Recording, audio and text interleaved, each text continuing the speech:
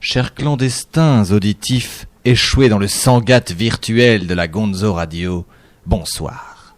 La minute de non-droit que vous appréciez tant, icône par excellence des non-règles et des coups francs juniniesques sous la ceinture, bref, symbole de l'irrespect impétueux et de l'irrévérence sous-jacente et ambassadrice de la gratuité verbale et absolue, concept emprunté, je l'avoue, à ce délicat poète urbain qu'est MC Double Gâchette, et à côté de qui Grand Corps Malade passerait pour un chansonnier de la chanson aux chansons. La France a raison d'aimer tous ces cons.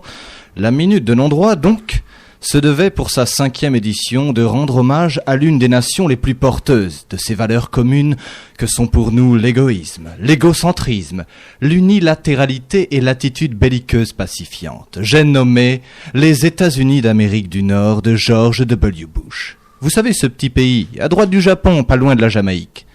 Y a-t-il en effet plus pur symbole de plaisanterie faciale ou foutage de gueule que la magnifique bannière étoilée ? Certes non, je ne crois pas, mis à part peut-être le maillot du PSG, mais évitons les considérations sportives qui pourraient vite devenir prétexte à un hooliganisme de mauvaise aloi.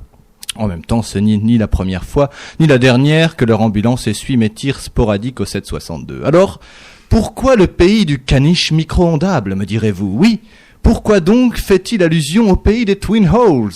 Anglophobe, comprenez 2 trous, et des prisons volantes de la CIA, Corrupted Intelligence Agency. Oui, pourquoi ?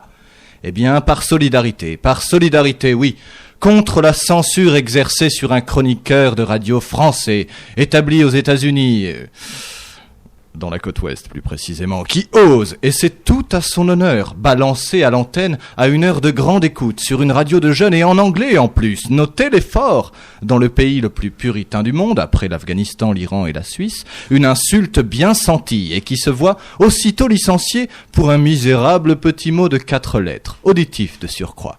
Oui, c'est pour dire à la face du monde incrédule et devant le Conseil de sécurité de l'ONU, devant Kofi Annan et Nelson Mandela, devant tous les habitants de la Terre, qu'ils soient humains, animaux ou même des femmes, devant les Américains du Nord, du Sud, du Centre, de l'Ouest et de l'Ouest, le sort que l'on réserve aux grandes gueules dans mon genre au pays de l'oncle Benz. À tout cela, je veux dire fuck, enculé, joder, vafanculo, bacayaro, Temeyara, Arschloch, Foudlilor, et j'en passe.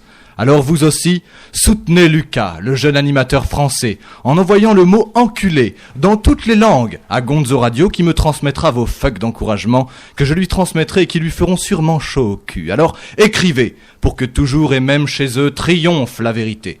Et pour ceux qui désireraient envoyer le courrier par voie postale directement en Amérique, nous vous recommandons d'ajouter un peu de matière poudreuse au fond de l'enveloppe afin de témoigner au service des douanes tout le respect qu'ils méritent. Pour plus de renseignements, rendez-vous donc sur www.lepetitchimistedekaboul.avg rubrique Anthrax. Bonsoir.